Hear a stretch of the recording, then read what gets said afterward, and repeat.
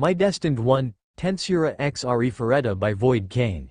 Ch 93.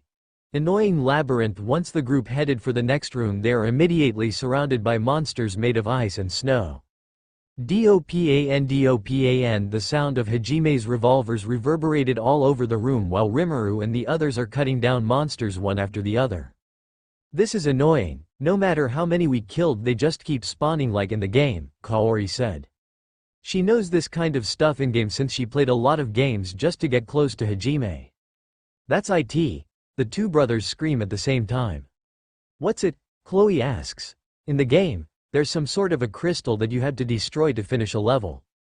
What are you saying, Rimuru ni? Ask you. Brother was trying to say that there should be a crystal here, hidden somewhere, Hajime replied to you. So we just have to find that crystal, right? Suzu said. Hajime and Rimuru nodded at the same time. Not long after Sakura found the crystal, but it was buried under thick layers of ice. Sakura tried to use magic to melt it, but ice would always regenerate faster than it could melt. Using brute force was also out of the option since the ice will also regenerate in an instant. How are we supposed to destroy that crystal? Kuki asked while cutting down another ice monster. Leave it to me, Shizuku said as she covered her sword with crimson red fire. Purgatorial flames. Shizuku slashes the ice that was covering the mana crystal. Due to the heat of Shizuku's attack, even if the ice regenerate, it would only be melted by the flames of Shizuku. Once the layer of ice is completely melted, Kurumi shot the mana crystal and destroy it. I forgot how they find the mana crystal. After they destroyed the mana crystal, they move on to the next room. The room that they are in was a maze made out of ice, and if someone tried to fly over it, they would just be teleported back to the ground. While destroying the ice walls won't work either because it would just regenerate instantly, so the only choice is to navigate that maze. Navigating through the maze was an easy task for Hajime, Rimuru, Luminous, Chloe, Shizuku, Sakura, Shiraori, Akame, and Kurumi, since they all have universal perception that can easily be used to navigate their surrounding. But Rimuru said something. You guys, we should find 3 keys in this maze so that we can enter the next room after this, Rimuru said to everyone. Rimuru also explained that they needed a key to enter the next room, and when asked how did he know, he replied by saying that he read it in the book that he found in Oscar's library. In truth, Seal was the one who informed Rimuru about the key through thought communication. Hajime nodded and they all went to find the key that Rimuru said they needed. Not long after, they find all keys and went to the next room. As I said before, I'll change this labyrinth since this is one of the best parts in Arifureta and I don't want to spoil people on this. Once they enter the next room, they hear voice in their head exposing all of their fear and hatred. While this was no problem for Rimuru, his fiancée, things can't be said to Hajime and the rest. Oi Hajime, are you alright? Rimuru asked. I'm fine, this voice is just annoying, Hajime replied. This is quite annoying. You agreed and the girls in Hajime's group also agreed. Once Kuki entered the next room, he heard voice in his head. You're weak, maybe that's the reason why Shizuku and Kaori left you. Shut up.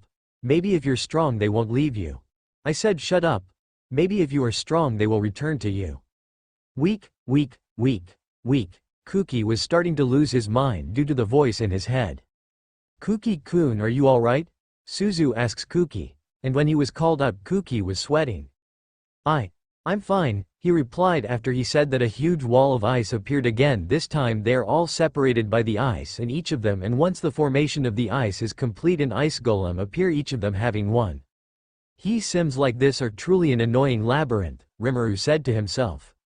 Well, I better end you up right away, Rimuru said as he takes out his katana and readied himself to attack the golem in one hit. Swoosh, with a single dash that is faster than light, Rimuru defeated the golem with ease.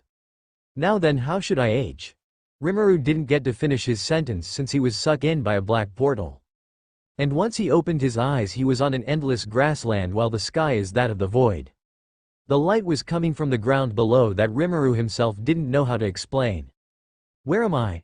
Rimuru asks as he looks around the place.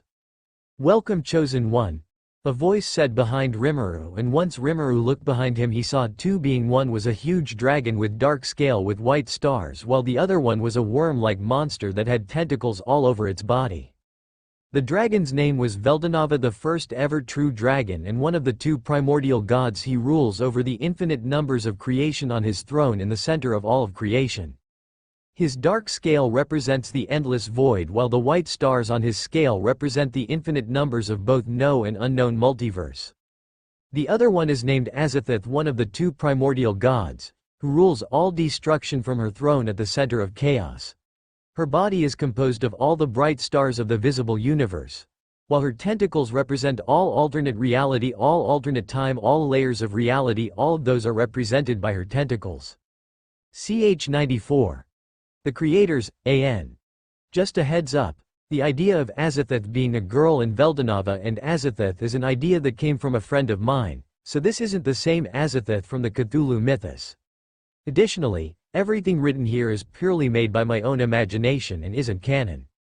Even before the concept of time existed, there was nothing but a white space that stretched endlessly in all directions. From that white place, a black hue emerged. No one knows what it is called, and no one knows where it came from. However, in the vast white space, it is the very first energy that existed. This energy started emitting even more power over time, giving birth to the place known as the void.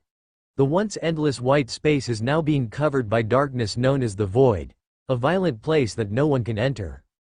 And from that void, the same unknown energy gave birth to two beings, the very first beings that ever existed in the vast multiverse. The two beings would later be known as Veldanava, the Star Dragon King, and Azathoth, the god of the void. These two beings are connected to each other by an unknown force, and they are inseparable. Over time, the two beings created multiple worlds and realities, but those worlds would just be destroyed the moment they were created. The two powerful beings tried to find out what caused this destruction of their creations. As time passed, Azathoth noticed that she was the one who was responsible for it. It became clear to Azathoth that she herself was the one responsible for this. Due to her uncontrollable power, anything that she saw would be destroyed. To fix this, Azathoth herself asked Veldanava to seal her body to avoid this destruction. Veldanava reluctantly agreed on one condition, and that was for Azathoth to separate her consciousness from her body, and Azathoth agreed to it. Veldanava sealed Azathoth's body in a place separated from all of reality, and the only way to access it is through a gate. However, the gate was sealed by a lock and a key that Veldanava created. After a long time, new outer gods were born, but they were nothing like Azathoth or Veldanava. Those gods' only desire was destruction. All of the things that Veldanava had created were destroyed by them. So, in the end, Veldanava was forced to also lock them away in the same place where Azathoth's body was sealed. All of the other gods, except for one, this one outer god called himself the Scarlet King, a powerful god that could rival both Azathoth and Veldanava. Veldanava used half of his power to seal this being, and the only way to free it was to open the Crimson Gate. Over time, Veldanava used the other half of his power to create a new reality. That is where he found her, the reincarnation of Azathoth's consciousness taking the form of a human girl, and she called herself Lucia. So let me get this straight. Azathoth is Lucia-san, the mother of Milam? Rimuru said to confirm. Yes, I am Lucia as well as Azathoth, Azathoth said, and transformed into a human form that resembled Lucia. The only difference was her hair, which was supposed to be pink or now colored black as the night sky. This is a lot to take in. Wait, if you're here, then everything will be destroyed, Rimuru said in a panic. You don't have to worry. Her real body is still sealed away, thanks to you, Veldanava said to Rimuru, and also transformed into his human form. If you say that it's fine, then okay. So why did you all summon me here? Rimuru asked. We summoned you because you need to fulfill your duty as the new heir to the throne of creation and destruction. And a great evil will come to destroy everything that you have ever known, Veldanava said. What do you mean? Now that the old gods are released, I'm sure that they would release him, the Scarlet King, the only one capable of matching our own power. And we need you to stop him, Azathoth said. But aren't you guys the creators of all things? Why do you need my help? I'm sure you both are powerful enough to stop him. Since you, Veldanava, sealed him once, Rimuru said, looking at Veldanava. Indeed, I sealed him once, and it cost me half of my power. And Azathoth won't win without her main body.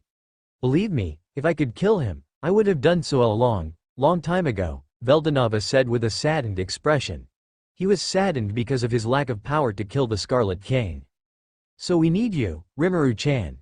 You're an anomaly that is not born from the energy that gave birth to us, but you are someone who is capable of using and even controlling that energy. You can make the impossible possible, Azathoth said to Rimuru. Sigh. If that Scarlet King is released, everything that I love is going to be in danger, right? Azathoth and Veldanava nodded in agreement. Then tell me, what do I need to do? Veldanava then explained to Rimuru that he first needed to find out who he truly is. He needs to explore his life from both the past, present, and future in the form of a trial. I wish you luck, Rimuru-chan, Azathoth said, and Rimuru lost consciousness. When Rimuru opened his eyes, he found himself in a desolated desert that stretched endlessly. He looked into the distance but found nothing. What is this place? Rimuru said, while turning around. What is this world? Rimuru wondered in amazement since after he turned around he noticed a black tower reaching up into the sky. Rimuru stood there, staring at the tall tower, and he noticed that the door to the tower had opened. He had a feeling that this was the trial that Veldanava mentioned. As soon as he stepped inside, he felt all of his power disappear as if it never existed in the first place. Even his connection to the endless spirits had vanished. Just what is going on? Rimuru exclaimed, and the door behind him shut closed. The vast room lit up, and in the middle, he could see a young man of average height with spiky black hair and gray eyes. The young man had a lean but well-built physique and a cute face, making him popular with both younger girls and even older ladies. The young man was wearing a white school uniform blazer with a black undershirt and a white tie. He also wore black pants and matching shoes. I know you, Rimuru said. So you remember me. I'm glad. I will be your first test. My name is Kurigane I your 687th life. Shall we start? The young man asked. Alright. Let's end this quickly, Rimuru replied. Come to me. In Tetsu, the man said, and a black katana appeared in his hand. Oh come on, how am I supposed to fight him with no powers at all, Rimuru said to himself. And thus, Rimuru prepared himself for his first challenge, which came from his past life as the Sword God, also known as the Worst One. Meanwhile, Veldanava and Azathoth summoned those people who were with Rimuru when they challenged the Frost Caravans. Everyone was summoned except for the heroes' party. Where are we? Chloe asked, looking around. Welcome, all of you, Veldanava said, capturing Chloe and the others' attention. Who are you? Hajime asked, while preparing his gun. Do not be frightened, for all of you are here for a trial to become stronger, Azathoth said. Ch95. Trial and perseverance. Chloe and the others look at the two beings in front of them. Shizuku, Sakura, Akame, Kurumi, Shiraori, Hajime, and his girlfriends are wondering about the identity of these two. For some reason, Hajime feels that these two are to be respected, and any form of arrogant attitude toward them would only cause trouble. While the others are confused, Chloe, Luminous, and Seal seem to know one of these two. You're Veldanava, right? Seal asks as she looks at Veldanava, trying to analyze him. However, she ultimately fails to get any good results. You instantly tried to analyze me in our first meeting, Seal-chan. Sorry, but any kind of analytical skills or magic are useless when used on me, Veldanava says to Seal. Tisk. Seal clicks her tongue, displaying a mixture of annoyance and disappointment. Before anything else can be said or done, Hajime decides to speak up. By Veldanava, you mean the god that Rimuru and the 7 archangels talk about? He asks. So you all have met the 7 archangels? Well, that would make it easier to explain your current situation, Veldanava says, nodding his head. Veldanava explains why they summoned them, mentioning a battle in the distant future that will determine the survival of not just one universe but an infinite number of them. Although Rimuru is his successor, his current power is insufficient to face the beings that will appear. Hence, he needs trusted individuals to help them reach new heights of power. Why us? Hajime asks. Because you all are those that Rimuru has trusted. I know he trusted more people, but you guys are the ones who reached a power level even I didn't expect. Especially the 3 of you.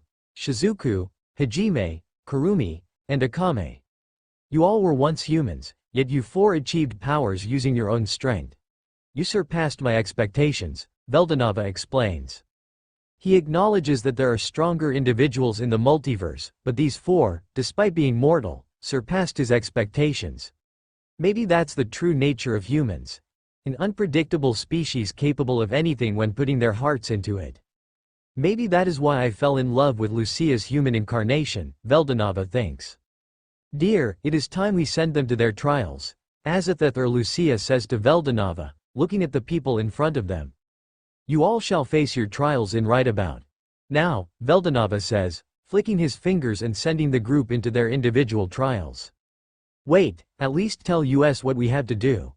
Luminous tries to say something, but she's too late and is sent to her individual trial. Once Luminous opens her eyes, she sees a chaotic scene. Her surroundings are burning from a crimson-red fire, buildings collapsing, and the pavement drenched in red liquid. For hours, she walks aimlessly until she stops in front of a single cathedral.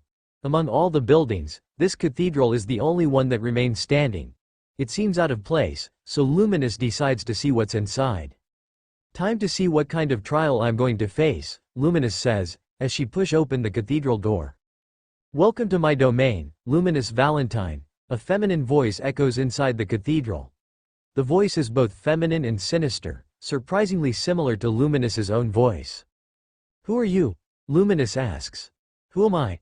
My name doesn't matter. What matters is whether you can come out of here alive or will you become my next meal. The voice replies as its owner steps out of the cathedral's darkness.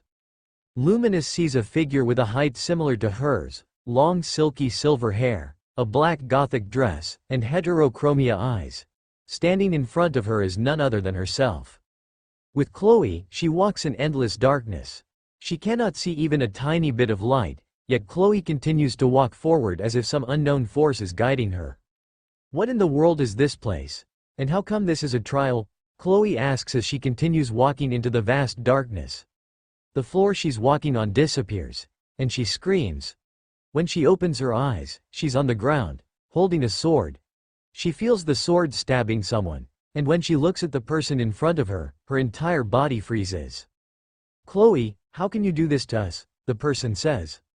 Upon seeing the person in front of her, Chloe shakes, unintentionally letting go of the sword she was holding. No, no, no, this cannot be, Chloe cries while shaking, looking at the person in front of her.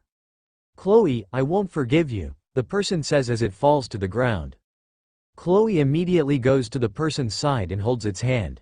No, no, no, Rimuru-san, please don't, I didn't mean to do this. Each of those who are sent to their trials faces challenges that will determine if they are ready to stand next to Rimuru. Veldanava intentionally aims for their weaknesses and scenarios where they are likely to fail. He knows this is too much for them, and his successor won't be happy about it. Still, it's necessary to push them to their limits so they can overcome their own limitations. With their current strength, they won't stand a chance against the beings they'll face in the future. I will only leave Chloe and Luminous as a teaser for their trials. Each one of them will have their chapters for their trials, so I hope you guys can wait for it. Back with Rimuru. Is that all you have, Rimuru? His past self, known as Korigane Ikki, asks Rimuru, who is on the floor bleeding due to hundreds of cuts on his body. I honestly thought you would be stronger now due to the experience you have accumulated all these years in searching for her. But it turns out I'm mistaken, Ikki says as he walks in a circle, holding Intetsu in his hand. Get up, Rimuru, Ikki demands. Rimuru tries to get up but can't. His human body is injured. Without his powers, his body was losing strength every seconds that passes. I said get up. Are you really me who fought in a war for Stella? Ikki asks, but Rimuru doesn't answer. I see, so you won't even answer. I'm your first challenge, yet you've already given up. Who said that? I have given up, Rimuru asks while slowly standing up, lifting his head and looking straight at Ikki's eyes. If you haven't given up, then defeat me, because if you don't, I'll end you right here, Ikki says as he dashes straight towards Rimuru, lifting Intetsu above his head and slashing downward to slice Rimuru in half. Rimuru is surprised by this action. He doesn't have much time to react, so he was ready to accept the blow. Suddenly, time slows down, and he feels someone was hugging him from behind. In Rimuru's vision, everything slows down, even Ikki's movements. You can do it. I believe in you, A feminine voice speaks from behind, a voice very familiar to him, belonging to someone he loved. "You're not the sword god without a reason," another feminine voice says. Unknowingly, his eyes start to tear up as the two voices belong to two people who have long passed away. "You don't have to worry about us anymore, Rimuru." "No, my Ikki. Be sure to complete this trial, Rimuru." "No, Otosaka you. I will be watching over you, my one-eyed Grim Reaper." The two voices slowly disappear, and Rimuru stops crying. "I know what I'm going to do," Rimuru says as his eyes glow golden, looking at his past self in front of him. Once the flow of time returns to normal, Ikki's slash is met by nothing but air. "Looks like you're ready for round 2. Ah, and I'm more willing to exchange blows with you. Itushira." Rimuru activates one of his long-lost abilities. The ability that belongs to his persona as Korigane Ikki, one of his trump cards during that life. "How? Surprise stealing was not something I liked to do, but I needed the power. So, I used plunder to obtain Itushira," Rimuru says. "Stella, now. Thank you for encouraging me. The two of you will always have a special place in my heart." To be continued.